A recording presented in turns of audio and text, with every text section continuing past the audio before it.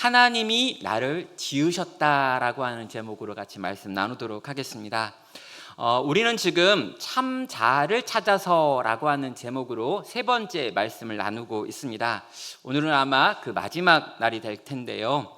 우리는 세상이 끊임없이 들려주는 말들을 듣고 있습니다. 그리고 그런 세상이 들려주는 말 안에서 나는 이러이러한 존재구나 라고 하는 생각들을 하지요.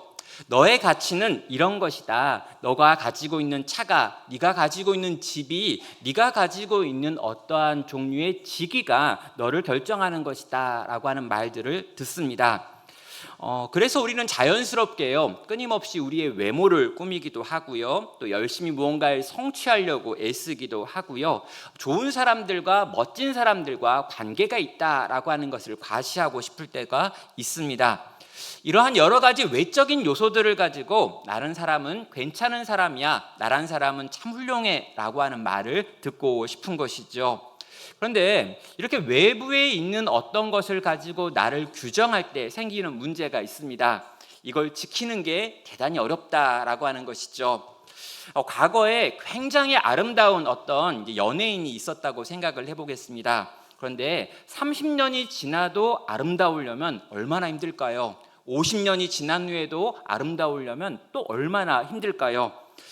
예전에 이제 굉장히 좋은 몸을 가졌던, 아주 근육이 아주 울퉁불퉁했던 어떤 영화 배우가 있다고 생각을 해보겠습니다. 그분이 30년이 지나고 50년이 지나도 여전히 그때의 그 몸을 유지한다는 건 얼마나 고통스러울까라는 생각이 드는 거죠. 여러분, 세월이 지나가면은요, 예전과 우리들은 달라질 수밖에 없습니다. 과거에 아름다웠던 사람도 점점 주름이 생기는 거고요, 과거에 아주 컸던 사람도 점점 작아지는 거고요, 과거에 엄청난 권력을 가지고 있다고 해도 그 권력이 영원토록 유지될 수 있는 것은 없습니다.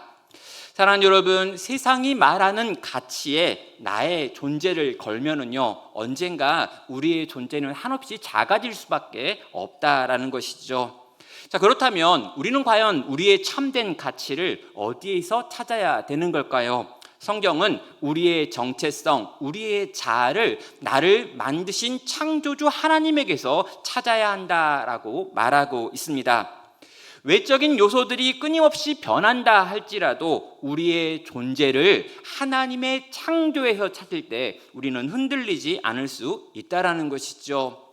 하나님이 나를 만드셨습니다. 만드실 때 나를 아름답게 만드셨습니다. 하나님의 모든 마음을 담아가지고 사랑으로 우리를 빚으셨다라는 것이죠. 나는 누구인가? 라고 하는 질문을 할 때 이 하나님의 창조로 나를 보시고 그 창조의 거울로 비추어 나를 평가하는 것, 이것이 필요하다는 것입니다. 시편 139편을 우리가 계속해서 보고 있는데요, 이것은 다윗이 만났던 하나님에 대한 이야기입니다. 1절부터 6절까지 내용을 보면요, 다윗은 하나님을 나의 모든 것을 다 아시는 하나님이라고 고백을 합니다. 그리고 다 아시면서도 나를 버리고 떠나지 아니하셨다라고 말하지요. 7절부터 12절에 있는 내용을 보면요, 내가 어디에 있건 끝까지 찾아오셨던 하나님이시다라고 말하며 하나님이 무소부재하시다라고 하는 것에 대한 말씀을 나눕니다. 내가 절망 가운데 있었고 캄캄한 어둠 가운데 숨었는데 거기에도 주님은 찾아오셨습니다 라고 말하고 있지요. 오늘 본문 마지막 이 시편 139편 13절부터 18절을 보면은요, 다윗은 하나님이 나를 창조하셨습니다 라고 하는 걸 이야기하면서 감탄과 찬양을 하나님께 올려드리고 있습니다. 내가 우연히 만들어진 존재가 아닙니다. 하나님이 나를 아주 정교하게 만들었습니다. 심지어 내 엄마의 뱃속에서부터 하나님은 나를 빚어가고 계셨고, 심지어 내가 살아가야 될 모든 이야기를 그분은 계획하고 계셨습니다 라고 고백하면서 그분의 아름다우심, 그분의 그 창조를 찬양하고 있는 모습을 보게 됩니다. 저는 세 가지로 이 본문에 있는 내용들을 나눠서 볼 수 있을 것 같은데요, 첫 번째로 하나님은 나를 정교하게 빚으셨습니다 라고 다윗은 고백하고 있습니다. 13절입니다. 주께서 내 내장을 지으시며 나의 모태에서 나를 만드셨나이다. 내가 주께 감사하옴은 나를 지으심이 심히 기묘하심이라. 주께서 하시는 일이 기이함을 내 영혼이 잘 아나이다 라고 고백합니다. 자, 다윗은요, 하나님이 나를 지으셨다라고 하는 걸 깨닫고 지금 감탄하고 있고 감사하면서 하나님을 찬양하고 있습니다. 자, 그는 단순히 하나님이 내 몸을 만들었습니다 라고 말하는 게 아니라 내 존재 전체를 하나님이 다 만드셨군요 라고 고백을 하지요. 여기 보면요, 내 내장을 지으셨다라고 하는 표현이 나오는데, 이 내장이라고 하는 것이 단지 그냥 우리 몸 안에 있는 장기들을 의미하는 게 아닙니다. 성경에서 이 단어는요, 사람의 내면, 감정, 영혼까지를 포함하고 있는 말이죠. 여러분, 고대인들은요, 사람의 어떤 마음이 가슴에 있다 이게 아니라 내장에 있다라고 생각을 했습니다. 그래서 내장이 찢어지게 아프다라고 하는 건 즉 우리말로 하면요, 가슴이 찢어지게 아프다라고 하는 말인 것이죠. 자, 하나님께서는 우리의 몸뿐 아니라 우리의 감정과 정서와 우리의 느낌과 생각까지를 다 만드셨다라고 다윗은 고백을 합니다. 그리고요, 언제 만드셨냐라고 했더니 나의 모태에서 나를 만드셨습니다 라고 말하며 어머니의 태 안에서 나를 빚어가시는 그 일을 하나님이 하셨습니다 라고 하는 고백을 하고 있습니다.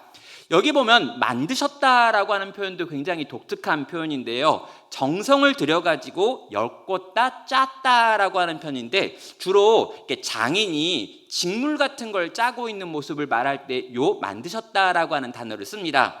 그러니까 시줄과 날실이 있어가지고 이 줄을 서로 얽어가면서 천을 만들어내는 과정처럼 정교한 작업을 통해 가지고 나라고 하는 인생을 어머니의 뱃속에서부터 만들어내셨습니다, 빚어가셨습니다 라고 지금 고백을 하는 것이죠. 자, 여러분, 우리는요, 우연히 이 땅에 떨어진 존재가 아니었습니다.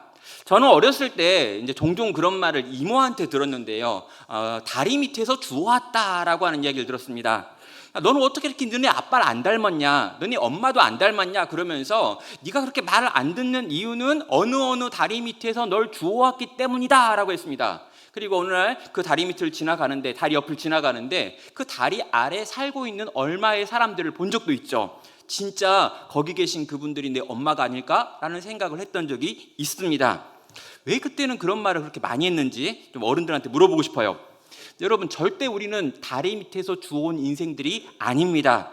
천지를 창조하신 하나님께서 정말 계획을 가지고 섬세한 손길 속에서 정교하게 만들어진 존재다, 빚어진 존재다 라고 성경은 우리를 설명하고 있죠.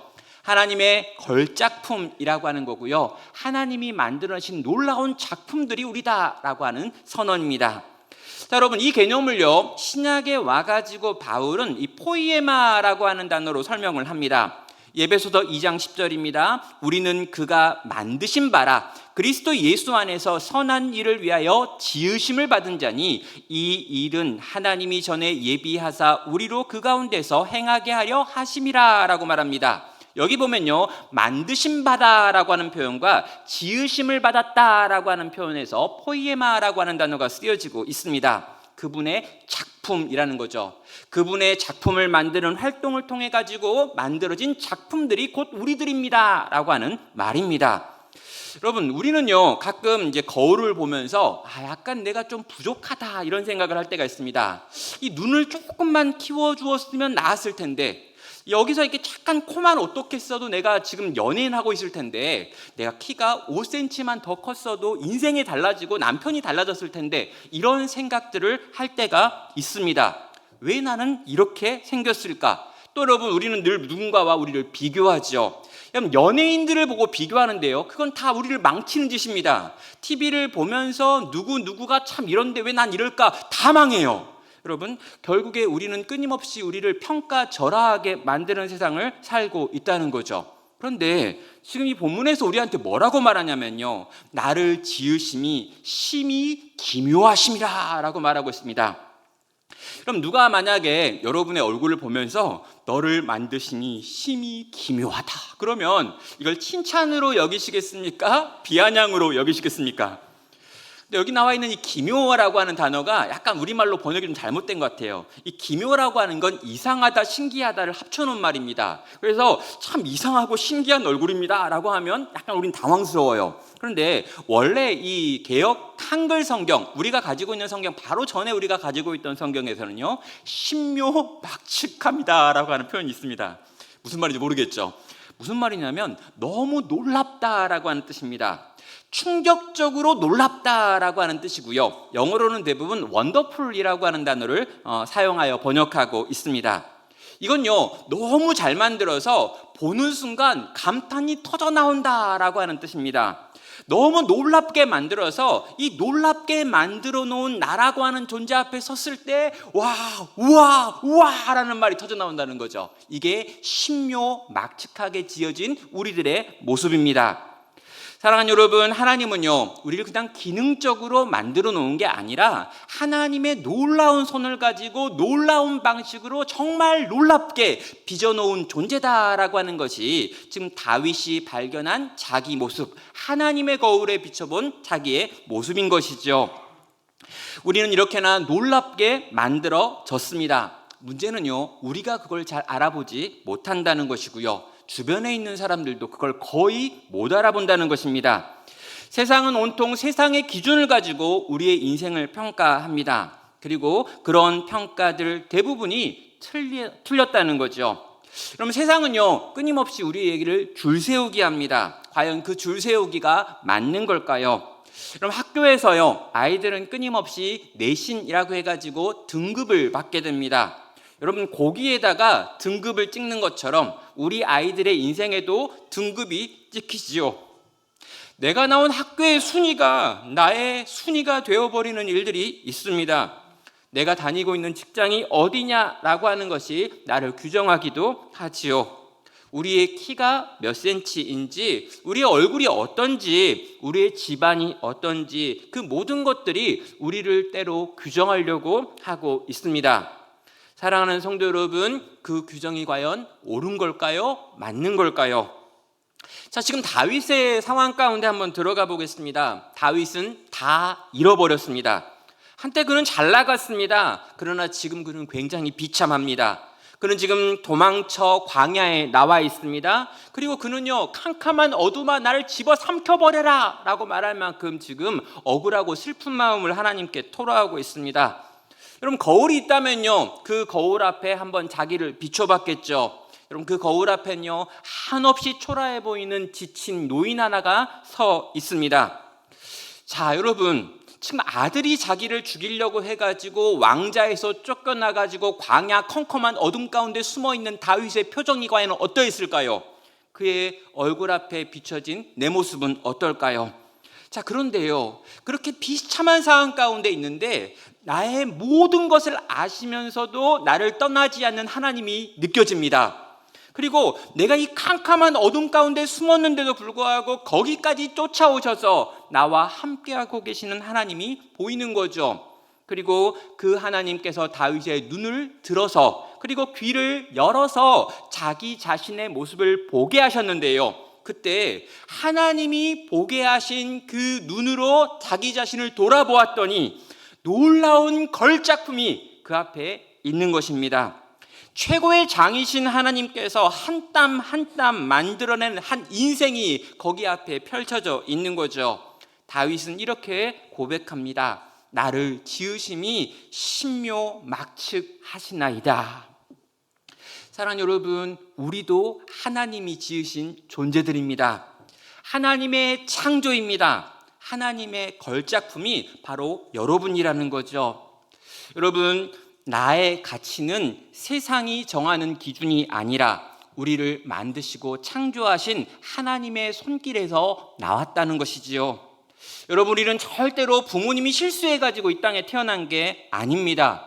우리는 이 세상에 던져져 버린 존재들도 아닙니다. 우리는 하나님의 작품입니다. 그러니 우리는 우리 자신을 소중히 여기고 귀하게 여겨야 되는 거죠. 사랑하는 여러분, 우리가 얼마나 소중한 존재인지를 하나님의 거울 앞에 비춰보시기를 바랍니다.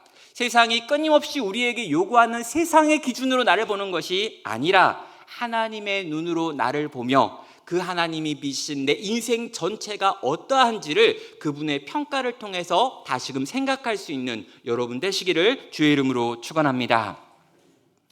자, 그럼 두 번째로요, 하나님께서 우리의 모든 날들을 다 계획하고 계신다라고 하는 것도 보게 됩니다. 자, 우리는요, 우리의 미래를 생각할 때 종종 불안해집니다. 내가 지금 가고 있는 이 길이 맞는 길인지, 지금 내가 하는 이 선택이 옳은 선택인지 우리는 확신할 수가 없을 때가 많이 있죠. 자, 오늘 성경 본문을 보면은요, 여기서 우리의 인생을 하나님이 만드셨다라고 하는 것으로 끝내는 게 아니라요, 우리의 인생을 지금도 만들어가고 계신다라고 하는 말도 하고 있습니다. 다윗은 자신의 인생이 하나님의 걸작품이다라고 하는 걸 깨달았습니다. 그런데요, 그렇게 깨닫고 나를 만들어낼 때 처음 내 인생이라고 하는 게 그런 거다라고 하는 걸 깨달은 게 아니라, 그렇게 태어난 자기의 인생이 지금까지 살아왔던 그 모든 시간들을 통해서 하나님의 손에 의하여 계속해서 더 아름답게 빚어져 가고 있었구나라고 하는 걸 깨닫게 되었습니다. 하나님이 나를 지금도 공들여 만들어가고 계시는구나라고 하는 깨달음이죠. 16절은 그래서 이렇게 말합니다. 내 형질이 이루어지기 전에 주의 눈이 보셨으며 나를 위하여 정한 날이 하루도 되기 전에 주의 책에 다 기록이 되었나이다 라고 하는 고백입니다. 그럼 나의 형질이라고 하는 건요, 나라고 하는 존재가 엄마의 뱃속에서 제대로 된 인간의 모습이 되어지기도 전에 주님은 나를 봤다는 거예요. 와, 언제 본 걸까요? 모르겠습니다. 여러분, 우리가 엄마의 뱃속에서 만들어지기도 전에 주님은 우리를 주목하고 계셨습니다. 뒤에 보면 어떤 내용이 나옵니까? 나를 위하여 정한 날이 하루도 되기 전에, 무슨 말입니까? 내가 태어났어요. 태어난 내가 하루를 살기 전에 주의 책에 나의 인생의 모든 것들이 다 기록이 되어 있습니다 라고 하는 고백입니다. 사랑하는 여러분, 내가 태어났던 그 날, 그 생일날이 하루도 지나가기 전에 나의 인생의 모든 것을 그분의 책에 다 기록해 놓으셨다라고 하는 이 표현을 우리는 때로 오해할 수 있습니다. 어떻게 해요? 운명론이죠. 태어나기도 전에 내 인생의 모든 것들이 다 정해져 있었던 거야 라고 하는 생각입니다. 그러나 절대로 그렇지 않죠. 우리에게는 자유로운 의지가 있습니다. 우리는 날마다 우리의 삶을 자유롭게 결정합니다. 그럼 오늘 교회를 나올지 안 나올지 여러분은 여러분의 의지를 가지고 결정한 겁니다. 버스 탈지, 차 탈지, 승용차 탈지 이런 거 다 여러분이 정하신 거예요. 우리는 자유로운 의지를 가지고 우리의 많은 것들을 결정하고 있습니다. 그런데 여러분, 우리가 뭔가 자유롭게 결정하고 있는 이 모든 결정들까지 포함해서 더 큰 의미에서 하나님께서는 이 모든 것들을 계획하시고 지금도 움직여가고 계신 분이시다라고 하는 하나님의 섭리에 대한 이야기가 여기에 나온다는 거죠. 하나님께서는 오늘도 완벽하신 그분의 섭리를 사용해서 우리의 삶을 빚어가고 계신다라는 것입니다. 때로 우리는 예상할 수 없는 일들을 경험합니다. 그리고 예상할 수 없었던 그 일들 때문에 우리는 고통당하기도 하고 기뻐하기도 하고 즐거워하기도 하면서 때로는 그것 때문에 좌절하고 낙심하는 일도 있지요. 여러분, 우리는 도무지 우리의 인생을 계획하기가 너무 어렵습니다. 여러분, 어리면 어릴수록 계획하기가 쉬운데 나이가 먹으면 먹을수록 계획하는 대로 잘 안 된다는 걸 알게 되면서 더 계획을 안 하게 돼요. 여러분, 계획한 대로 되는 게 별로 없으니까요. 그런데 여러분, 이렇게 예측을 끊임없이 벗겨나는 이 비껴가는 인생 속에서 하나님께서는 이 모든 우리가 알 수 없는 영역까지를 다 그분의 크신 계획 가운데 두고 우리의 인생을 당신이 원하는 방식으로 빚어가고 계시더라라고 하는 다윗의 고백입니다.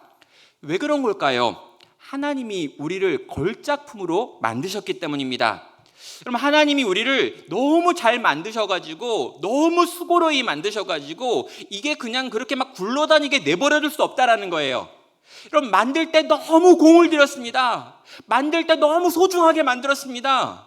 너무 애쓰고 수고하여 만드셨습니다. 심지어 자기 아들의 생명을 내어주는 방식으로 만들어냈습니다. 그래서 이 인생이 저 바닥에서 굴러다니는 걸 원하지 않는다는 거예요. 이 인생이 아무렇게나 허비되는 걸 그분은 내버려둘 수가 없습니다. 이 인생이 세상과 똑같은 방식으로 그렇게 굴러가고 그렇게 살아가다가 없어지고 깨어져 버릴 인생으로 하나님은 내어버릴 수가 없는 거죠. 왜요? 그분에게 우리가 소중하기 때문입니다. 그래서 하나님이 뭘 하시냐고요? 하나님이 만드셨습니다. 그리고요, 그 인생의 전체의 시간 속에서 끊임없이 그 만들어 놓은 당신의 창조를 이끌고 보고 고치고 새롭게 하고 온전케 만드시는 일들을 지금도 그의 삶 가운데서 행하고 계신다는 거죠. 사랑하는 여러분, 유명한 건축가가 뭔가를 만들었다고 생각해 봅시다.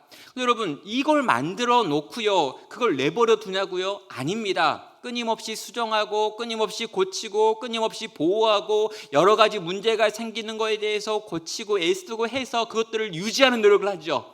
왜 그렇습니까? 이건 너무나 소중한 것들이기 때문입니다.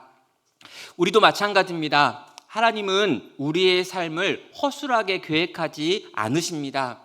하나님은 우리의 인생을 향한 당신의 뜻과 계획을 가지고 계십니다.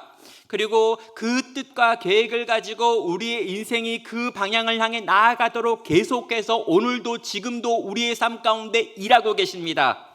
우리가 가야 될 길을 미리 아시고 그 길을 향하여 끊임없이 우리를 이끌고 계시는 하나님의 열심이 우리에게 있다라는 거죠.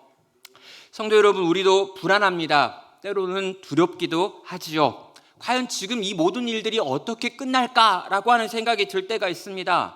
내 개인의 문제도 그렇고 우리 가정의 문제도 그렇고 교회가 가지고 있는 여러 가지 상황들도 그러며 이 나라 이 땅은 도대체 어떤 모양으로 가게 될까라고 하면서 두려울 때가 있고 걱정할 때가 있고 근심하면서 당황할 때들이 있습니다.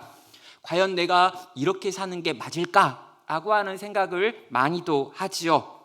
여러분, 우리는요 생각해야 합니다. 우리는요 고민해야 합니다. 우리는 철저하게 어떠한 부분들에 대하여 계획해야 합니다. 그러나 아무리 우리가 노력하고 애써도 안 되는 영역은 있습니다. 그때 여러분 어떻게 해야 될까요? 하나님께 맡기셔야 합니다. 하나님, 제가 제 나름대로 최선을 다했습니다. 이런저런 고민을 하고 이렇게 저렇게 있으며 이렇게 준비도 해봤습니다.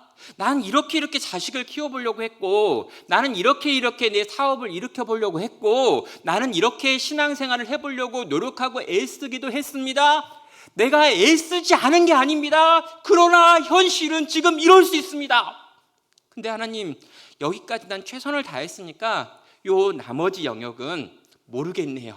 그러니 하나님, 요 영역을 당신의 뜻대로 해주십시오. 나름대로 전 최선을 다했으니 더 이상 못하겠으니 나를 지으신 하나님, 나를 위해 최고의 계획을 가지신 하나님, 너는요 하나님을 믿어요. 사람, 그리고 어떻게 될까요? 불 끄고 자야죠. 꿈나라에 가야 됩니다. 그럼 잠을 계속 못 자고 계신 거, 밤새 걱정하는 거, 아무 문제 해결에 도움되지 않기 때문에 여러분 이제 잠들기 전에 그렇게 한번 세게 기도하고, 하나님 다 가져가세요. 모르겠어요. 난 잘 겁니다. 깨워도 안 일어날 거예요. 그리고 그냥 주무십시오. 다음날 아침이 되고 또 살아날 힘을 주실 것입니다. 하나님이 우리를 지으셨습니다. 하나님이 우리의 인생을 아십니다. 우리의 공간과 시간을 그분의 시실과 날실 삼아서 오늘 또 우리를 빚어가고 계십니다. 때로 우리는 우리의 작은 머리로 내 삶에 이런 일들이 왜 일어나는가라고 물어볼 수 있고요. 우리 교회에 있는 이런 일들은 어떻게 해야 되는가라고 생각할 수 있고요. 이 나라에서 일어나는 여러 가지 것들을 보고 답답해할 수 있습니다. 생각하고 걱정하고 근심하고 대비도 하고 준비도 해야지요. 그러나 여러분, 너무 걱정하지는 마십시오. 나를 지으신 이가, 우리를 지금도 지어가고 계시는 이가 뭔가 뜻과 계획을 가지고 일하실 것이기 때문입니다. 때로는 나중에 봐야 보이는 것들이 있습니다. 그 주님을 신뢰하고 의지함으로 오늘 내가 할 모든 수고를 마친 다음에 평화로이 잠들 수 있는 여러분 되시기를 주의 이름으로 축원합니다. 여러분, 우리는요 때로 종종 아주 내가 잊혀진 것 같다라고 느껴질 때가 있습니다. 저는 이 세 번째 마지막 주제로요, 하나님이 항상 나를 생각하십니다 라고 하는 이 고백을 살펴보려고 합니다. 여러분, 사람들 속에서 점점 잊혀져 간다, 내가 별로 대단한 존재가 아니구나 라고 하는 생각을 하게 될 때가 있어요. 사람들이 더 이상 날 안 찾아줄 때, 그리고 나 자신이 나 자신을 돌아봐도 별로 그렇게 좋은 걸 내어놓을 수 없다라고 느껴지는 그때 우리는 이런 질문을 합니다. 하나님이 과연 나를 중요하게 생각하실까라고 하는 질문이죠. 그럼 다윗은요, 이러한 상황을 지금 경험하고 있습니다. 어느 때입니까? 지금 철저하게 아무것도 아닌 인생이 되어버렸기 때문이죠. 자, 그런데요, 이 다윗이 정말 이 광야에 쫓겨나가지고 그 컴컴한 어둠 속에 있다가 오늘 이렇게 17절을 통해서 고백합니다. 하나님이여, 주의 생각이 내게 어찌 그리 보배로우신지요, 그 수가 어찌 그리 많은지요, 내가 세려고 할지라도 그 수가 모래보다 많도소이다. 내가 깰 때 여전히 주와 함께 있나이다 라고 고백합니다. 자, 여기 나와 있는 이 생각이라고 하는 단어도요, 단순하게 그냥 사고를 한다라고 하는 의미가 아닙니다. 하나님이 나를 생각합니다라고 하는 이 표현은요, 많은 관심을 가지고 애정을 가지고 나를 돌보고 있다라고 하는 개념과 연결되어 있는 개념이죠. 하나님이 나를 생각하고 계십니다. 여러분, 이건요, 하나님이 나를 지금 사랑으로 돌보고 계십니다라고 하는 고백입니다. 자, 하나님은요, 우리를 단순하게 창조하신 다음에 내버려 둔 게 아니었습니다. 하나님은 우리의 삶을 계획하신 다음에 그 계획을 기계적으로 이뤄가고 계신 게 아니었습니다. 다윗이 자기의 인생을 돌아보고 그것들을 깨닫게 되었을 때 터져나오는 감격이 뭐였냐면요, 하나님이 나를 지금도 생각하고 계시네요 라고 하는 걸 깨닫게 되었다는 거죠. 그래서 다윗은 이렇게 고백합니다. 그의 어찌 그리 그 생각이 내게 어찌 그리 보배로운지요 라고요. 하나님이 나를 생각하시는데 나를 생각하시는 그 생각이 너무 좋아가지고 그것이 나에게 보물 같습니다 라고 하는 고백을 올려드립니다. 그 뒤에 보면은요, 그 수가 참 많습니다 라고 하는 말을 하고 있는데 같은 말이 지금 반복되고 있는 것이죠. 하나님이 나를 생각하시는데 그 생각하시는 개수가 너무 많아가지고 지금 감탄하고 있다는 거예요. 자, 여러분, 이게 무슨 말일까요? 여러분, 지금 다윗이요, 잠을 못 자고 있습니다. 캄캄한 밤에 어딘가에 숨어가지고 내 인생이 어떻게 될까라고 불안해하고 있었습니다.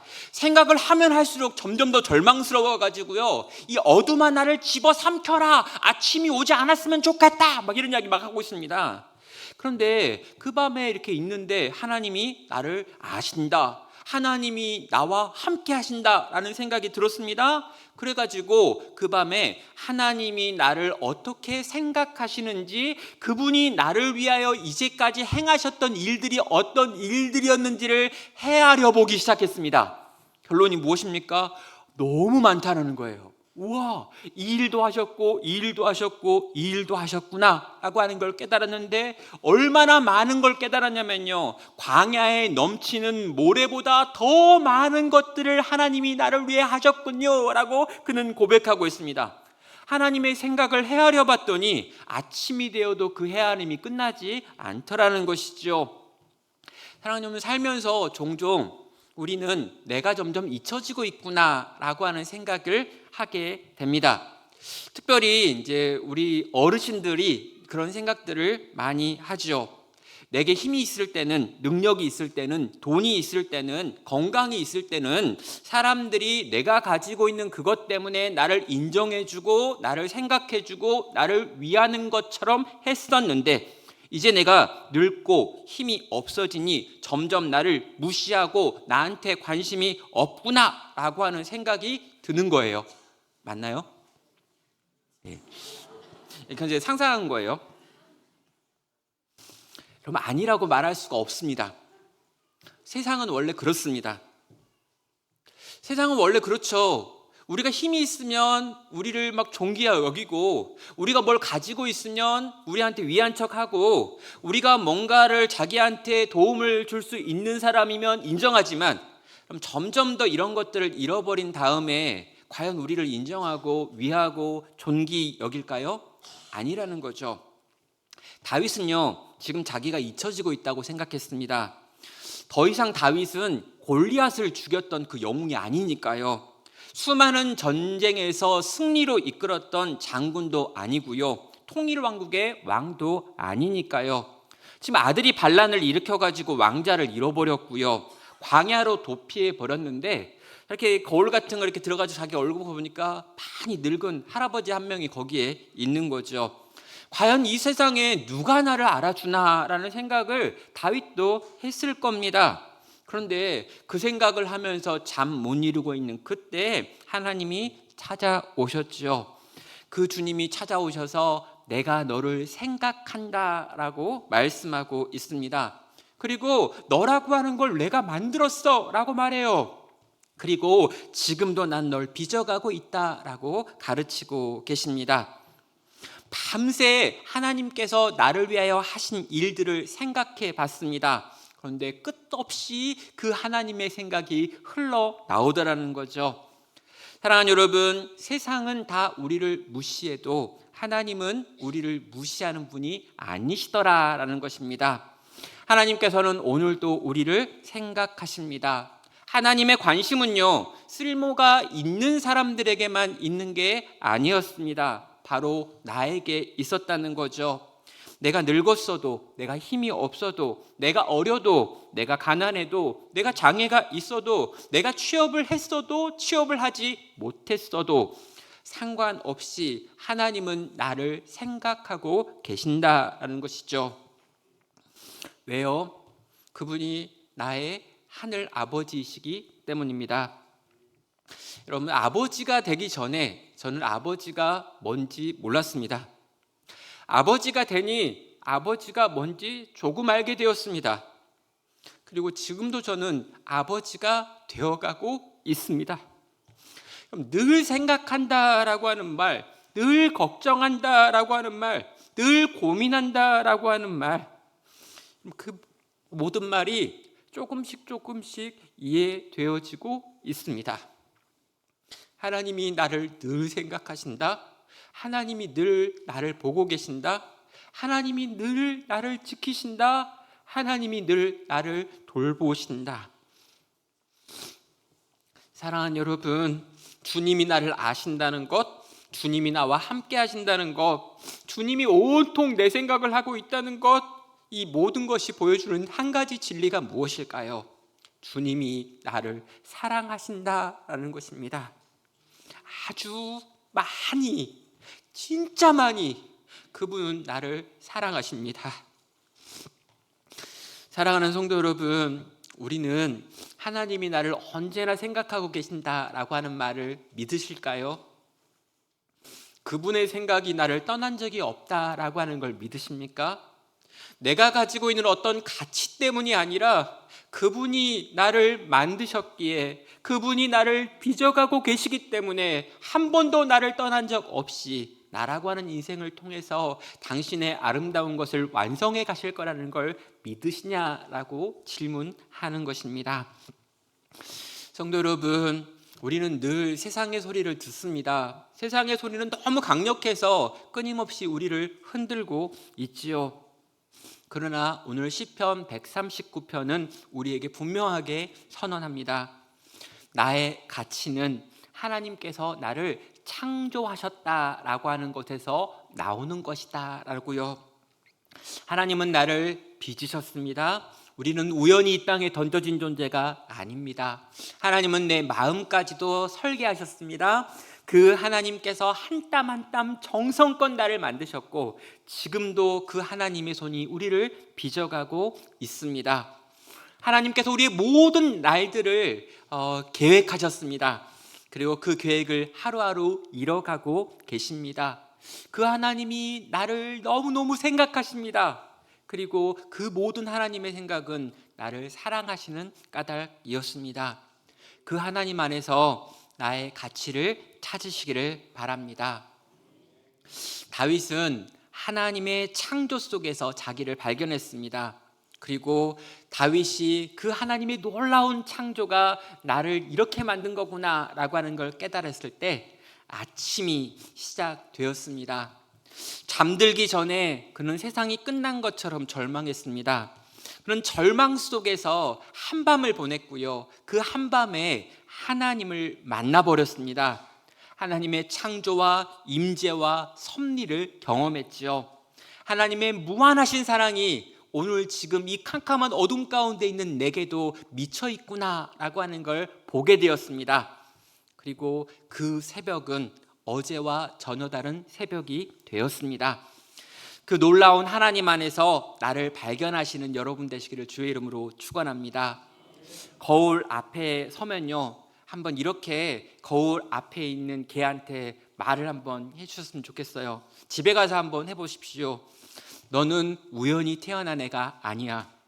세상이 너한테 뭐라고 말해도, 너 자신이 너에게 뭘 느껴도 하나님이 널 작품이라고 하신대. 하나님이 널 귀하다 하신대. 하나님이 너를 너무너무 사랑한다고 하셔. 그 고백이 나의 고백, 다윗의 고백, 우리 모두의 고백이 되기를 주님의 이름으로 축원합니다. 함께 같이 찬양할까요? 온 땅의 주인 되신 주님이 내 이름을 아십니다. 모든 놀라운 능력을 다 가지신 그분이 우리의 상한 마음을 돌보십니다. 그분이 나를 보시고 나를 사랑의 눈으로 일으키십니다. 그 크고 놀랍고 위대한 능력을 가지신 그분이 나를 귀하다고 하십니다. 예쁘다고 하십니다. 수고했다고 하십니다. 장하다라고 하십니다. 사랑한다고 하십니다. 오늘 그 고백이 여러분의 마음 가운데 들려지는 주님의 목소리가 되기를 바라며 함께 같이 찬양으로 나아가겠습니다.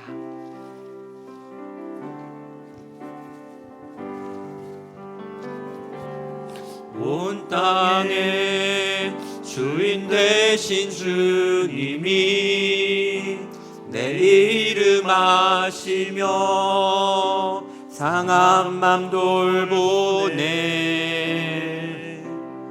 어둠을 밝히시는 새벽별, 방황하는 내 맘 주의 길 비추시네.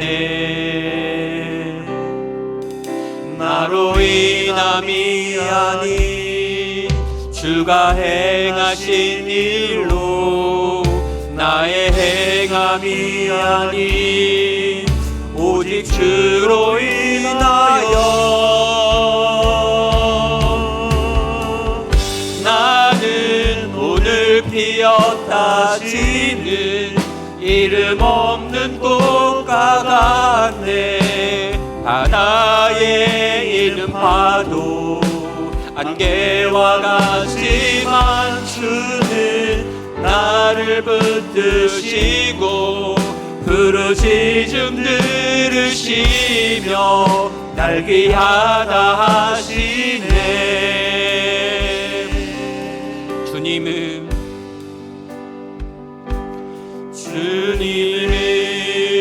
나의 죄를 보시고 사랑의 눈으로 날 일으키시네.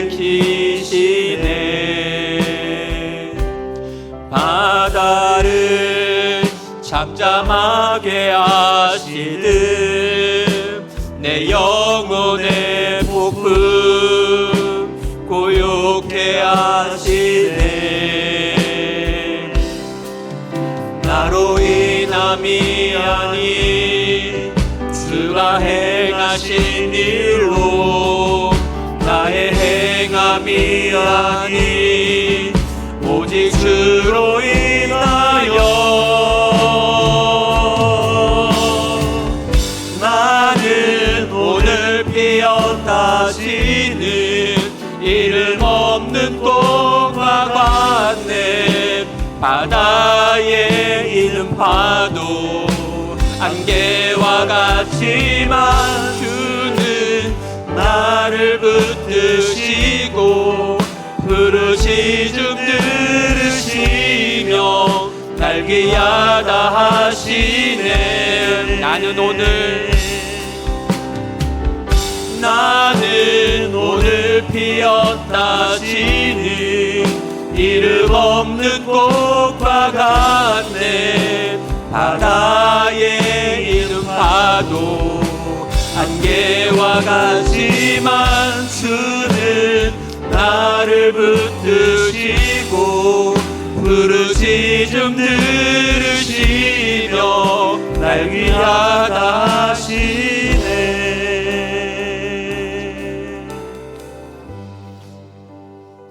우리는 누구입니까? 오늘 피었다 지는 이름 없는 꽃과 같습니다. 우리는 누구입니까? 바다에 이는 파도, 안개와 같이 곧 있다 금방 사라져 버리는 존재들입니다. 지금 뭘 좀 가지고 있어도 곧 그거 다 잃어버릴 겁니다. 지금 내가 뭔가 힘 있어 보여도 점점 더 그것들 사라져 없어질 것입니다. 지금 사람들이 나한테 박수 쳐줘도요, 20년 후에 나에게 박수 칠 사람 별로 없을 겁니다. 모두가 다 떠나버린 다음에 유일하게 딱 한 분 남아 계실 분이 계십니다. 우리를 사랑하시는 우리 주님입니다. 파도 같은 존재고 안개 같은 존재고 이름 없는 풀과 같은 그 존재를 귀하다 여기시며 붙드시고 지키시고 돌보시며 영혼까지 함께 하실 분이 바로 우리 주님이십니다. 그 주님 붙들고 그 크신 사랑 헤아리며 그 사랑 의지하여 내가 살겠습니다. 나 자신을 세상이 말하는 대로 사는 게 아니라, 세상이 말하는 대로 평가하는 게 아니라 주님이 모시는 대로 보고 그렇게 사랑하며 내게 주어진 시간을 주님과 함께 동행하겠습니다. 이 시간 함께 같이 고백하시며 기도하시겠습니다.